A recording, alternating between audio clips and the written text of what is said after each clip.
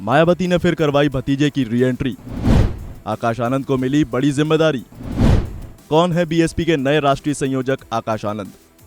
बसपा की राष्ट्रीय अध्यक्ष मायावती ने एक बार फिर भतीजे आकाश आनंद को अपना उत्तराधिकारी घोषित कर दिया है।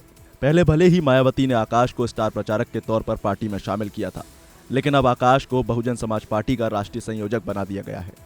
एक दिन पहले ही आकाश को उत्तराखंड उपचुनाव के लिए पार्टी का स्टार प्रचारक बनाया गया था।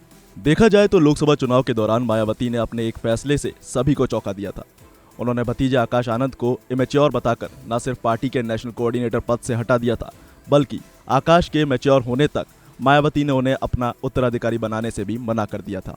दरअसल आकाश आनंद लोकसभा चुनाव की रैलियों में काफी आक्रामक नजर आए थे।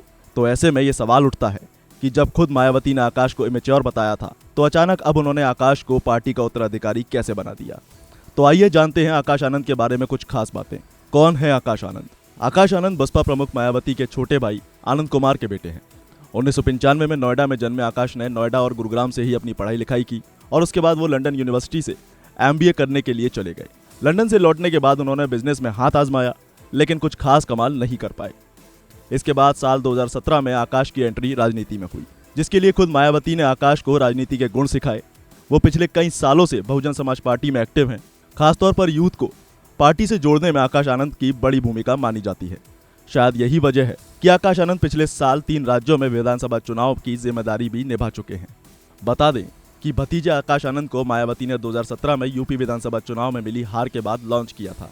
वहीं 2019 लोकसभा चुनाव में पहली बार आकाश आनंद को स्टार प्रचारक बनाया गया। यही वो वक्त था जब सपा का बसपा से गठबंधन खत्म हो गया।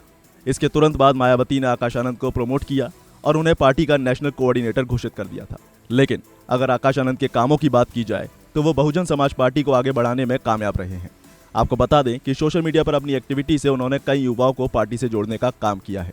यही वजह है कि 2022 में हिमाचल प्रदेश चुनाव के लिए बसपा ने जब स्टार प्रचारकों की लिस्ट जारी की तो उसमें मायावती के बाद दूसरे नंबर पर आकाश आनंद का नाम था। और इसीलिए मायावती आकाश के काम से इतना खुश हो गई कि उन्होंने 2023 में आकाश को पार्टी का उत्तराधिकारी घोषित कर दिया था। यहाँ तक कि मायावती ने यह भी साफ कहा था कि यूपी और उत्तराखंड में वो खुद पार्टी की जिम्मेदारी संभालेंगी और बाकी राज्यों में पार्टी का काम आकाश आनंद खुद देखेंगे। अब देखना ये होगा कि आकाश राजनीति को कौन सी दिशा में लेकर जाते हैं।